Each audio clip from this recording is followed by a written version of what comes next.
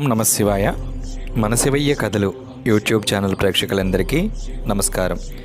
మన ఛానల్లో ఈ గురువారం 108 నక్షత్ర పాద శివలింగాలలో ఒకటి అయిన శతభిష నక్షత్రం 2వ పాదానికి సంబంధించిన ఆలయ విశేషాలను ఈ వీడియోలో తెలుసుకుందాం.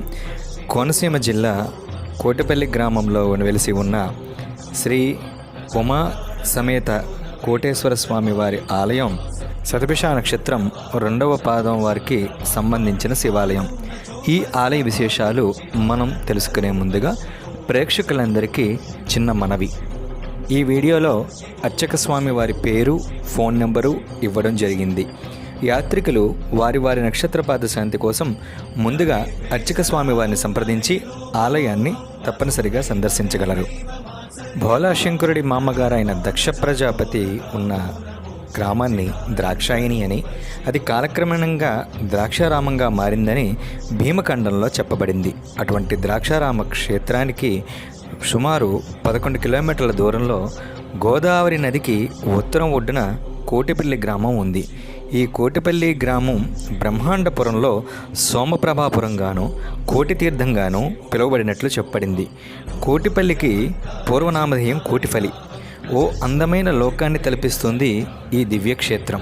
శ్రీ ఉమా కోటేశ్వర స్వామి వారిని శతభిష నక్షత్రం 2వ పాదం వారికి సంబంధించిన ఆలయంగా భీమసభనందలి 108 నక్షత్రపాద శివాలయాలలో శివాలయంగా ప్రతీతి.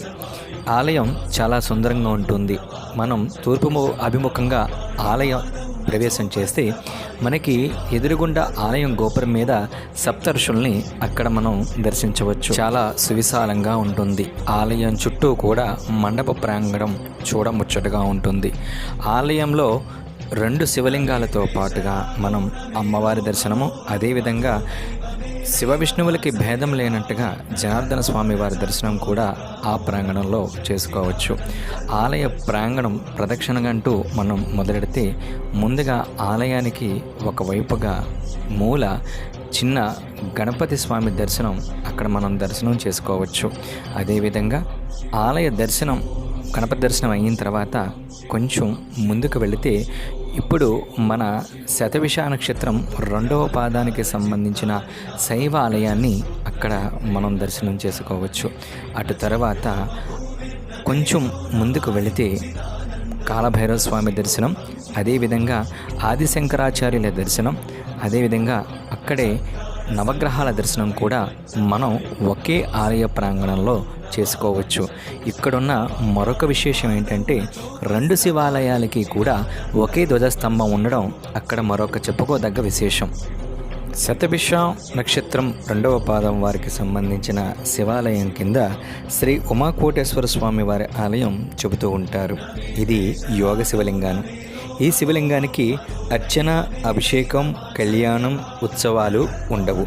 కేవలం ఈ శివలింగం దర్శించిన మాత్రానే ముక్తిని ప్రసాదించే స్వామి శ్రీ కోటేశ్వర స్వామి. ఇంద్రుడు తన శాప నివారణ కోసం ఒకసారి ఒక శివలింగాన్ని ప్రతిష్టాపన శివరాత్రి రోజున లింగోద్భవ కాలంలో చేశారు. కాబట్టి ఇక్కడ శివలింగాన్ని ప్రతిష్టాపన చేస్తే కోటి శివలింగాలను ప్రతిష్టాపన చేసినట్లుగా ఫలితం దక్కుతుందని చెప్పి బ్రహ్మ వైవర్త పురాణంలో ఇంద్రుడు తెలుసుకొనగా అలాగా ఇక్కడ ఈ శివలింగాన్ని ప్రతిష్ఠించి శాప విముక్తి పొందాడు. ఇంద్రుడు, చంద్రుడు ఒకే ఆలయ ప్రాంగణంలో శివరాత్రి లింగోద్భవ కాలంలో కోటి శివలింగ సమానమైన శివలింగాల ప్రతిష్ఠ జరపడం వలన నేటికి మహాశివరాత్రి రోజున ఆలయ ఆవరణలో కోటి దీపాలతో అలంకరణ చేస్తారు.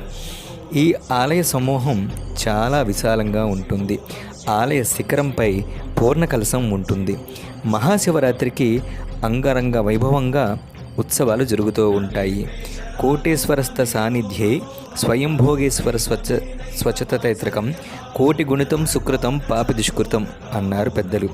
కోటేశ్వర సన్నిధి యందు కానీ స్వయంభోగేశ్వర సన్నిధి యందు కానీ ఏ మానవుడు పుణ్యకర్మను కానీ పాపకర్మను కానీ ఏది చేసినా 1 కోటి రెట్లు ఫలం ఇచ్చిందని ఈ శ్లోక అర్థం. ఉమాకోటేశ్వర స్వామి దర్శనం వల్ల శతభిష నక్షత్రం 2వ పాదం వారికి నక్షత్ర శాంతి జరుగుతుందని చెప్పి పురాణ వచనం. శివకేశవులకు భేదం లేదన్నట్టుగా ఈ ఆలయంలో నవజనార్దులలో ఒకటైన జనార్ద స్వామిని అక్కడ క్షేత్రపాలకుడిగా దర్శనం చేసుకోవచ్చు. అదేవిధంగా ఆలయం బయట రాజరాజేశ్వరి అమ్మవారి దర్శనం చేసుకోవచ్చు. ఇప్పుడు ఆలయ విశిష్టతని అర్చక స్వామి వారి మాటల్లో విందాం. నా పేరు నాగాభట్ల కృష్ణ సందీప్ శర్మ. రాజరాజేశ్వరి మీద ఛాయా సోమేశ్వర స్వామి వారి దేవస్థానం కోటిపల్లి. ఈ ఆలయంలో ముఖ్యంగా 2 శివాలయాలు ఉన్నవి. ప్రప్రథమంగా ఉన్నది ప్రదక్షిణ చేస్తుంటే బ్యాక్ సైడ్ ఉంటుంది. ఆయన పేరు ఉమా కోటీశ్వర స్వామి. ఆయన వల్లే ఈ గ్రామానికి కోటిపల్లి అని పేరు వచ్చింది. ఆయన ఇక్కడ ఎవరు ప్రతిష్ఠ చేశారు అంటే దేవేంద్రుడు ఇక్కడ ప్రతిష్ఠ చేయడం జరిగింది. దేవేంద్రుడు ఎందుకు ప్రతిష్ఠ చేశారంటే గౌతమ వారి భార్య అహల్యతో కూడి ఉంటే సహస్రాక్షులవు గాక అని చెప్పి శాపం వస్తే ఆ శాప పరిహారం కోసం ఏకకాలంలో 1,000,000 శివలింగాలు ప్రతిష్ఠ చేసినట్టయితే ఆ శాపం పరిహారం అవుతుంది అని చెప్పి అడిగితే దేవతలందరూ కూడా అప్పుడు దేవేంద్రుడు మహాశివరాత్రి నాడు లింగోద్భవ కాలంలో ఇక్కడ అత్యంత విశేషమైనది గోదావరి కనిపించేది ఒకరిదే కానీ అంతర్వాహినిగా 1,000,000 తీర్థాలు ప్రవహిస్తూ ఉంటాయని చెప్పి మనకి బ్రహ్మాండ పురాణంలో ఆధారంగా ఉంది. కాబట్టి అందులో ఆధారంగా తీసుకుని మహాశివరాత్రి నాడు లింగోద్భవ కాలంలో ఇంద్రుడు ఇక్కడ ఈ క్షేత్రంలో ఒక శివలింగాన్ని ప్రతిష్ఠ చేసి 1,000,000 శివలింగాలు ప్రతిష్ఠ చేసిన ఫలితాన్ని ఈ క్షేత్రంలో పొందాడు. కాబట్టి ఈ క్షేత్రం పేరు కోటిపల్లి. అంటే ఈ క్షేత్రంలో దాన దర్శనాదులు కానీ ముఖ్య కార్యక్రమం ఏమి జరిగినా కూడా ఏకకాలం, అంటే ఒక కాలంలో మనం కార్యక్రమం ఏం చేసినా కూడా 1,000,000 రెట్లు ఫలితాన్ని ఇచ్చే క్షేత్రం కాబట్టి కోటిపల్లిగా పిలువబడుతున్నది. ఆయన ఇంద్రుడు ప్రతిష్ఠ చేశాడు కాబట్టి ఆయన పేరు కోటీశ్వర స్వామి.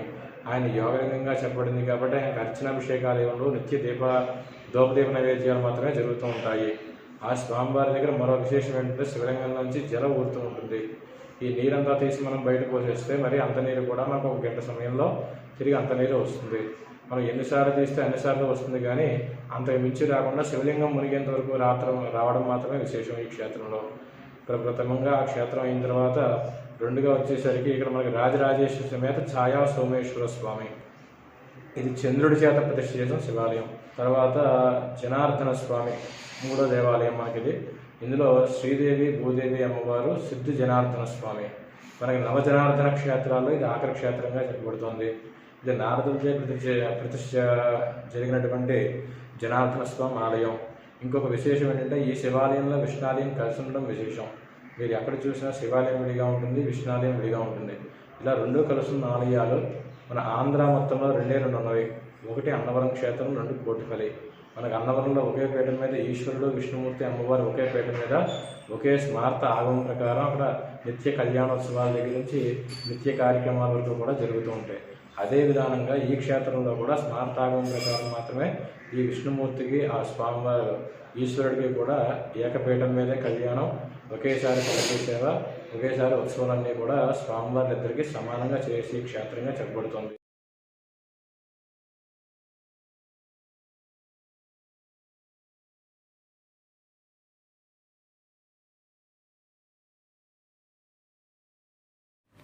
ఈ వీడియో చిత్రీకరణలో మాకెంతగానో సహాయ సహకారాలు అందించిన శ్రీ కేకే మంగాపతి గారికి ప్రత్యేక కృతజ్ఞతలు తెలుపుకుంటూ, మీకు ఈ వీడియో నచ్చితే లైక్ చేయండి, మీ ఫ్రెండ్స్ అందరికీ షేర్ చేయండి. మా ఛానల్ తప్పకుండా సబ్స్క్రైబ్ చేసి పక్కనే ఉన్న బెల్ సింబల్ నొక్కండి. తిరిగి వచ్చే వీడియోలో మళ్ళీ కలుద్దాం. అప్పటిదాకా నమస్కారం, సెలవు.